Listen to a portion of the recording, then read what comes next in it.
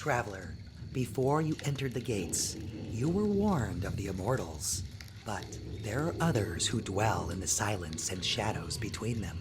The ones they encounter in twilight, they are the Forgotten. They are neither good nor evil. They carry no banners, swear no allegiance, fight for no side. They wander only in the in-between. Twilight between day and night. The edge between a coin's head and tail. The pause between breaths. The silence between words. The Forgotten are collectors. They gather what others leave behind. Unfinished deeds, unspoken words, wasted chances, broken promises, abandoned dreams.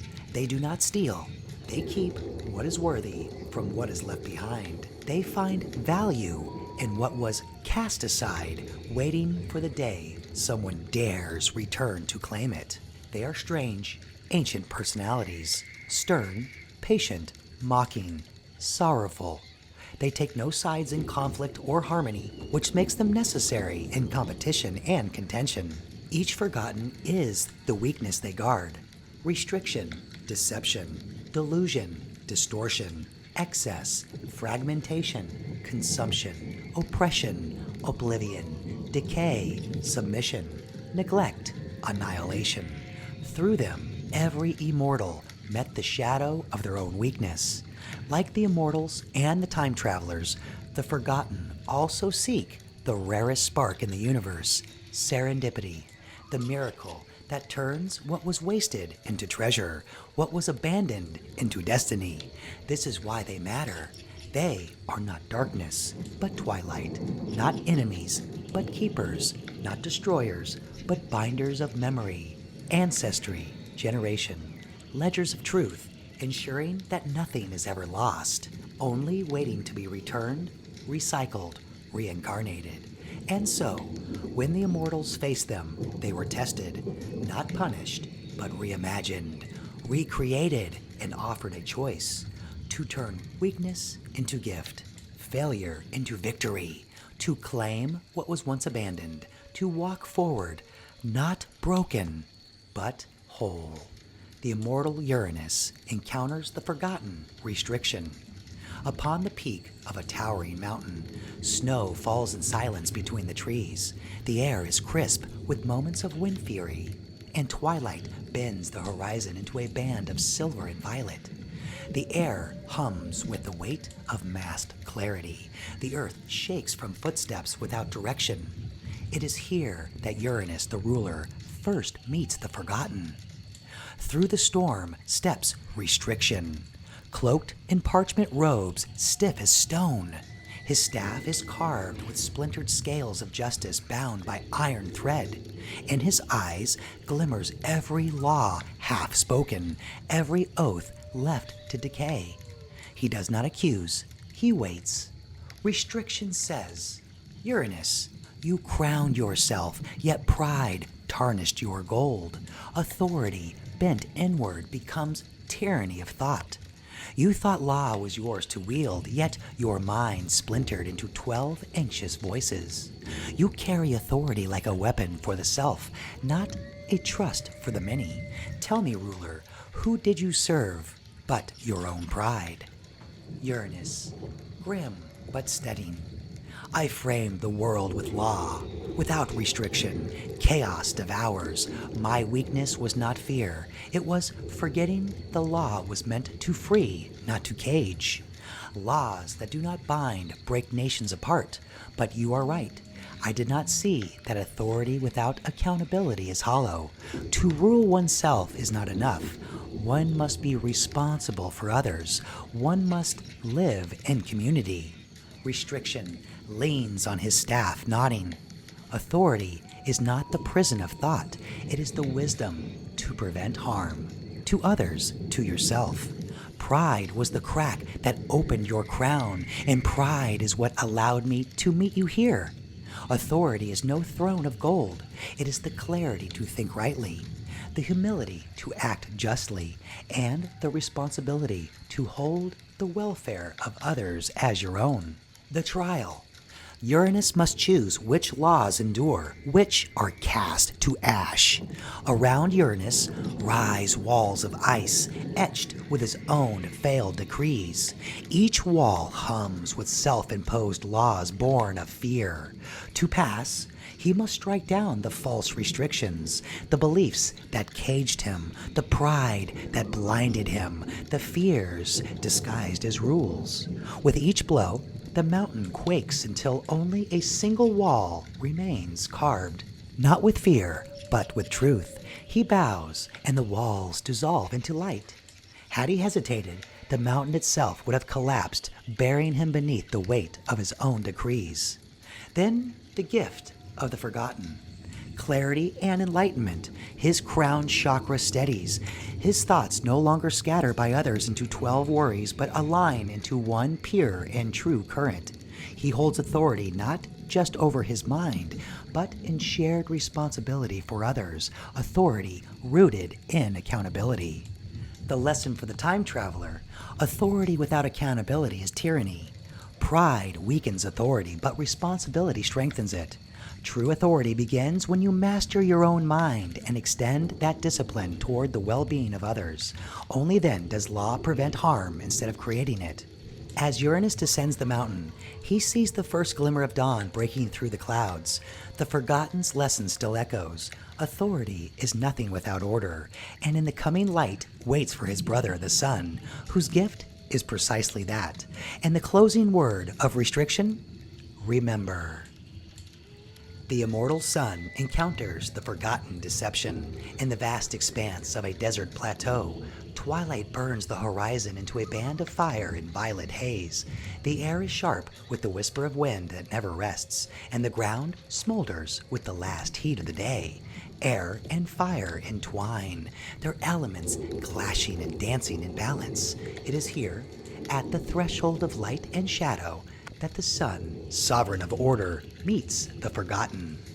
From the shimmering heat rises deception, cloaked in veils that ripple like smoke.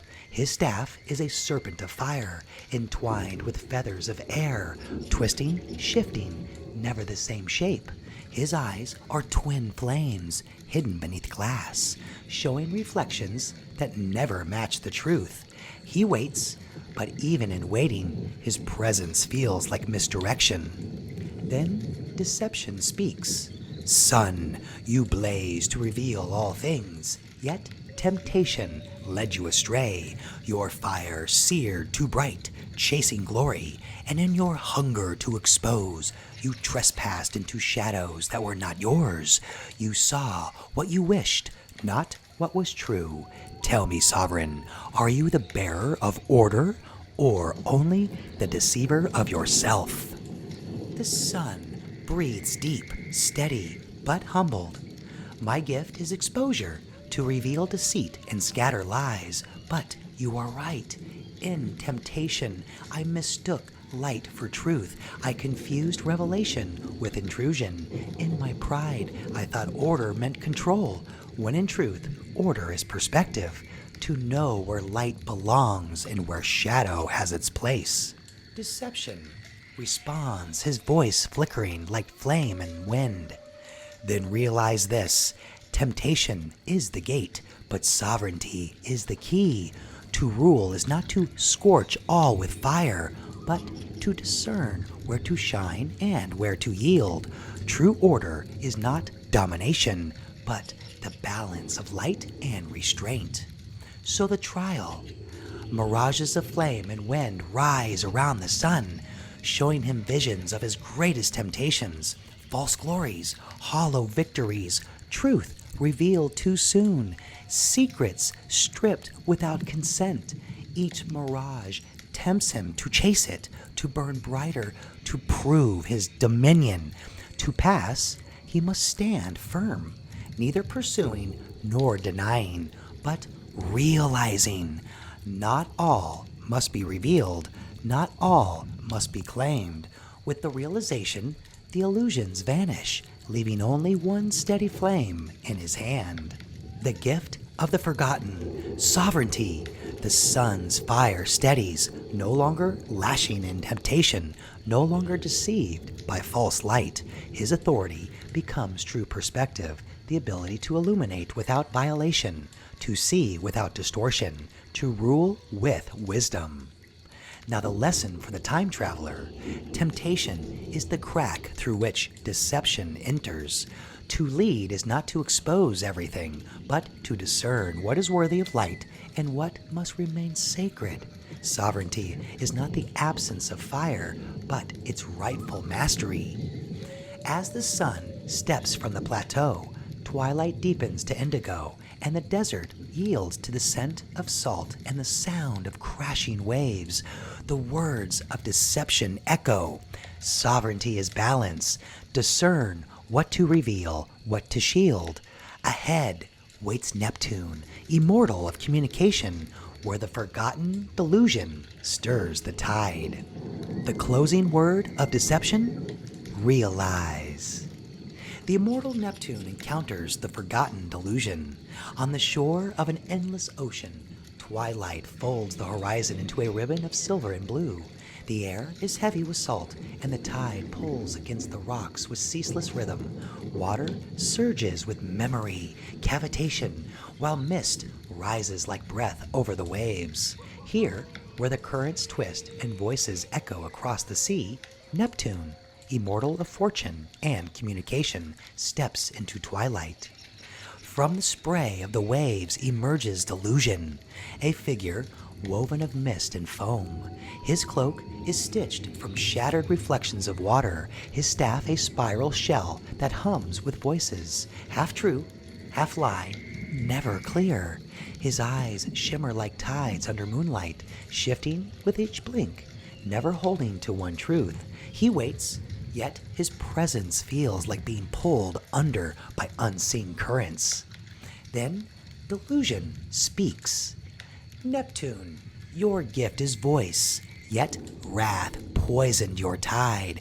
You spoke too soon, words sharp as storms, tearing truths from its harbor before it was ready. You mistook fury for clarity. You mistook noise for meaning.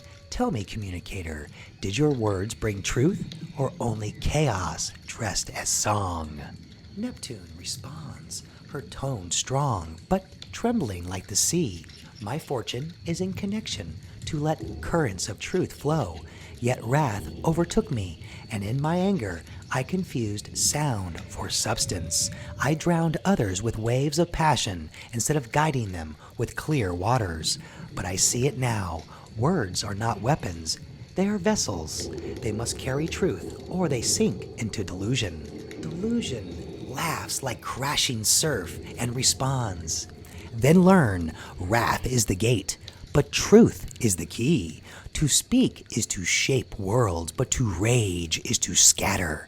The tide carries more than your intent. It carries memory itself. Realize this, and your current will run pure.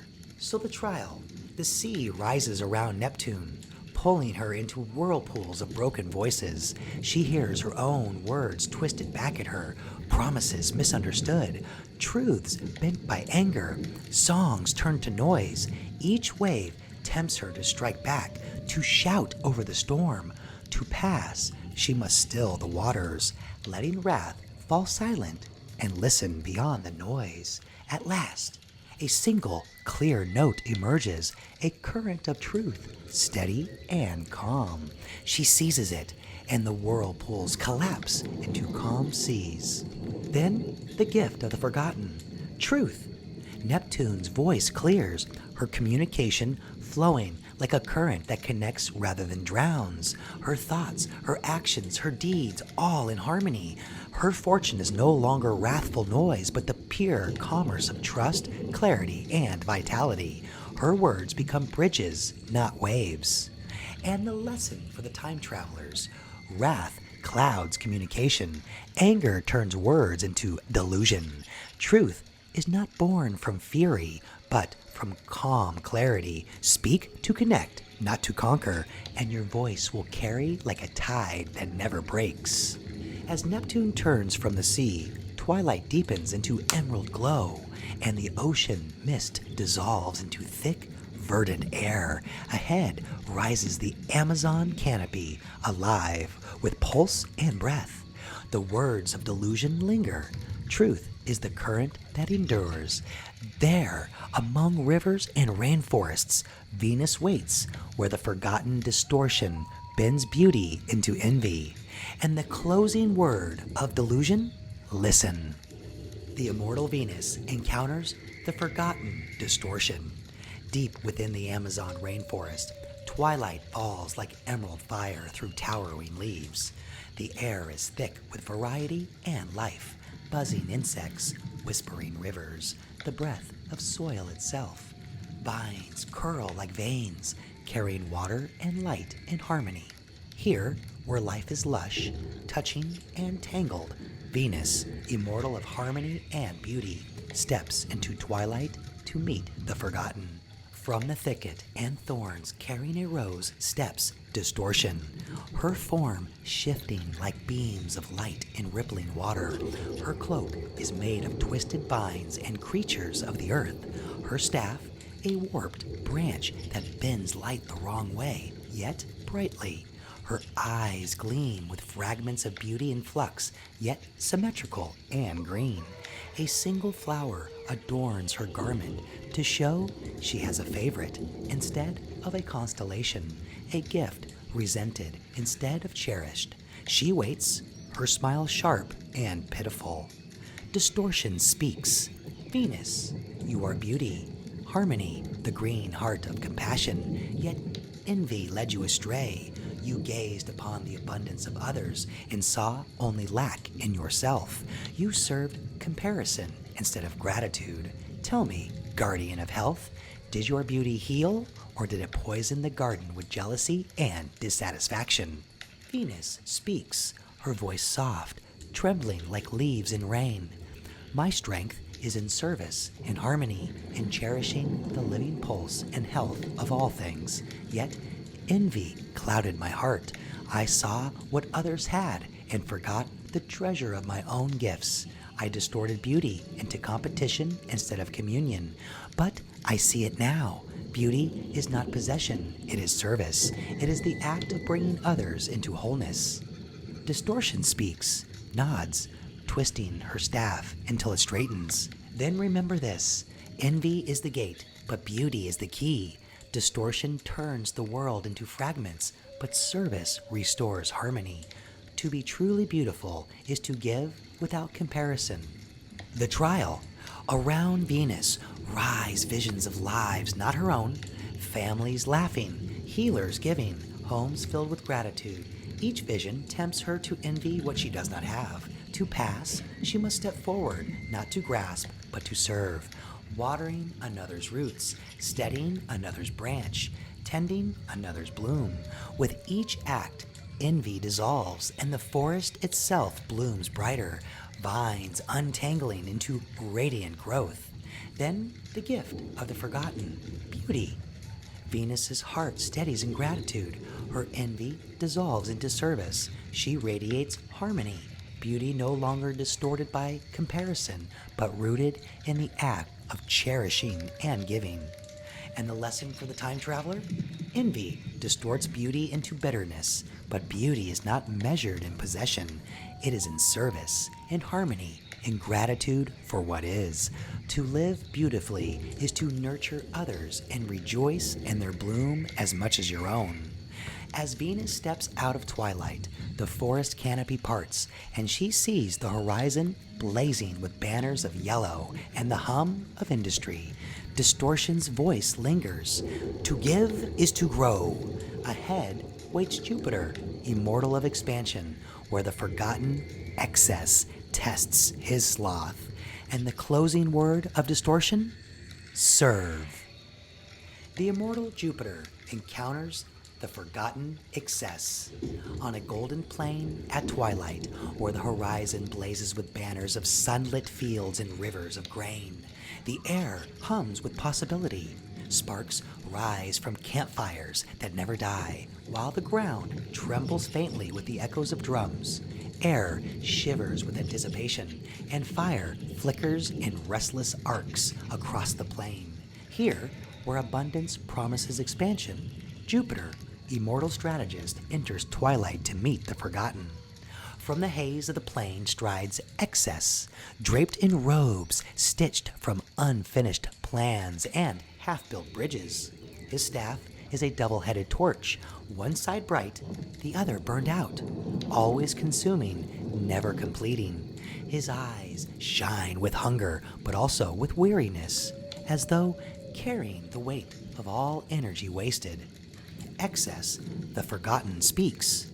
Jupiter, you are energy, expansion, life itself, yet sloth was your undoing. You began with vigor, but left your tasks half-born. You hoarded potential, but never delivered the harvest. You sought more, but gave less. Tell me, strategist, did your energy serve creation, or was it squandered in excess? Jupiter speaks, voice proud yet heavy. My gift, inactivity, to multiply life, to expand what is possible. But I see it now. In sloth, I confused abundance with waste, expansion with indulgence. I left bridges half built, dreams half lived. I wanted life's fruit without planting its seeds. Activity without purpose becomes excess.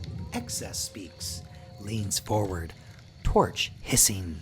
Then learn this, sloth is the gate, but activity is the key.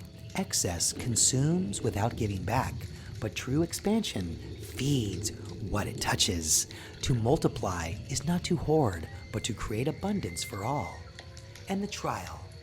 Around Jupiter rise the ruins of his unfinished labors, towers without roofs, songs without endings, battles never fought to their close. Each ruin tempts him to abandon once more, whispering that another beginning will be easier. To pass, he must choose one, not all, not many, and see it through. With steady resolve, he completes the bridge, hammering the final beam into place. As he does, the ruins dissolve into a golden road stretching far into the horizon. Then, the gift of the forgotten. Activity. Jupiter's energy steadies into momentum, no longer scattered by sloth or consumed by excess. His expansion becomes sustainable, his abundance life-giving. He becomes the engine of vitality and creation. And then the lesson for the time traveler? Sloth opens the door to excess. Energy without purpose wastes itself. True activity is not about starting many things, but completing what matters. Expansion that multiplies life is not excess, it is creation. As Jupiter steps off the golden plain, twilight flickers orange, and the sound of hammers turns into the spark of forges. Excess's voice echoes behind him. Finish, and you will multiply.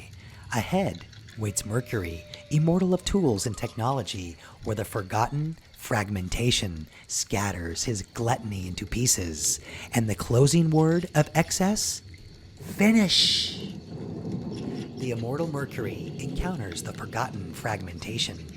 Within a cavern of molten stone and steel, twilight glows orange against the walls. Sparks leap from unseen forges, and the air quivers with the hum of unfinished machines. The ground is littered with broken tools, shattered glass, and blueprints torn in half. Metal resonates in every corner, sharp, cold, and unyielding, waiting to be shaped. Here, Mercury, immortal of tools and technology, steps into twilight. From the scattered fragments rises fragmentation, cloaked in rags of torn parchment and gears that never fit.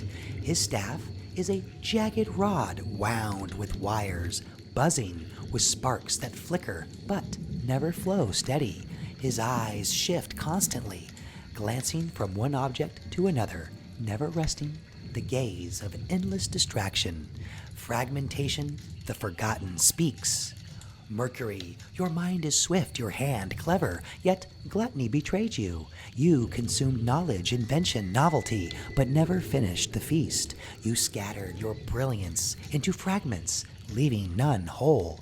Tell me, master of tools, Did your technology serve advancement, or only your hunger to know?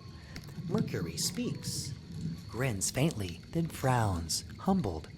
My strength is in innovation, in forging paths where none existed. But I see it. My gluttony turned progress into distraction. I gathered more than I could ever use. I built, but did not finish. Tinkered, but did not teach. Advancement cannot live in fragments. It must improve, refine, and endure. Fragmentation speaks, voice crackling like sparkling wires. Then learn, gluttony is the gate, but advancement is the key. Fragmentation devours without direction.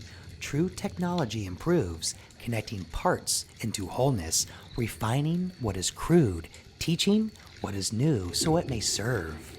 Then the trial. Around Mercury rise thousands of unfinished machines, engines missing a wheel, clocks without springs, bridges without rivets. Each hums, begging him to begin again, to invent anew. But to pass, he must choose one and improve it. He takes up the jagged staff of fragmentation, straightening its wires, completes its circuit, and strengthens its flaws. The sparks steady, forming a flowing current of light that illuminates the entire cavern.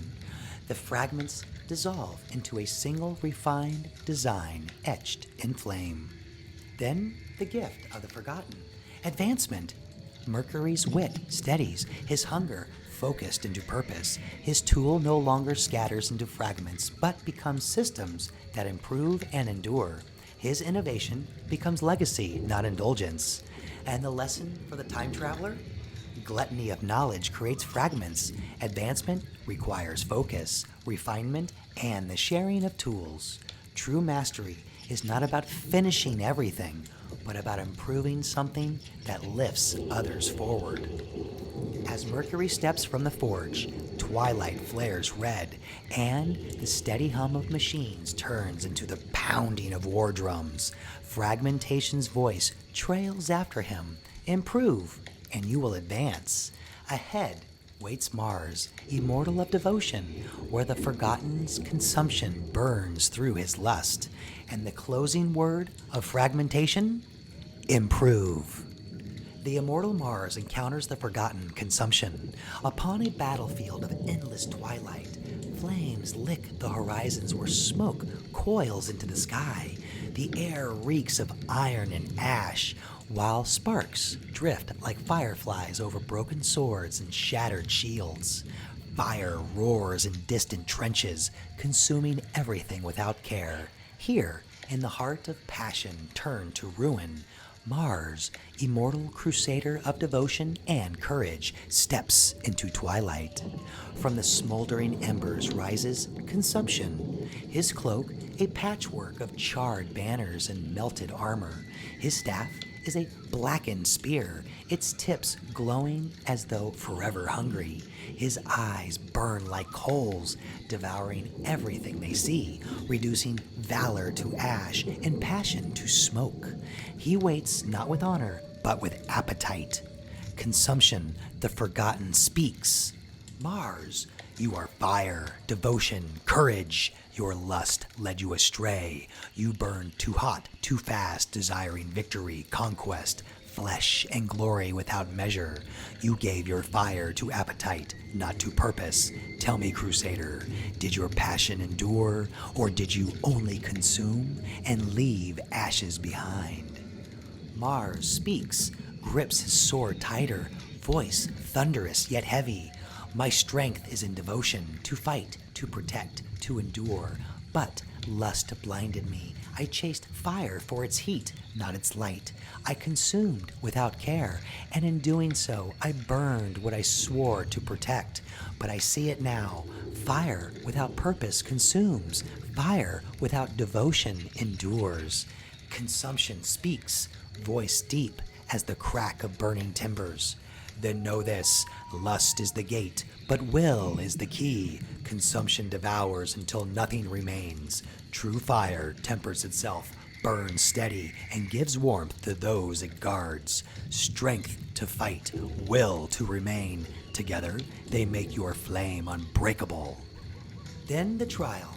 Around Mars rise phantom flames of his greatest temptations, enemies defeated but not conquered, lovers taken without love, victories won but not secured. Each flame urges him to grasp, to feel, to consume, to pass. He must resist feeding the fire, instead forging it into a steady blaze. He drives his spear into the earth, channeling the flames into a single, eternal torch. First, that burns not to consume, but to endure. The battlefield transforms into light, and the ash gives way to fertile ground. Then, the gift of the forgotten, strength and will. Mars's fire no longer devours for its own sake, but burns with focus and resolve. His strength is the courage to act, to stand unbroken when others fall. His will is to devotion, to endure, to stay true to his cause, even when passion tempts him to stray. Together, these twin gifts temper his fire, giving him not just the power to strike, but the inner command to direct that power rightly. And the lesson for the time traveler: lust consumes passion into ashes, but strength and will transform passion into true power. Fire without will is wild. Fire without strength is weak. When strength and will stand as twins, devotion becomes unbreakable and courage becomes a living flame. As Mars leaves the battlefield, twilight darkens into brown shadows, and the cries of battle fade into murmurs of theater and masks. Consumption's voice follows. Endure, and your fire will protect. Ahead waits Pluto, immortal of entertainment and balance, where the forgotten oppression tests his regret. The closing word of consumption? Endure.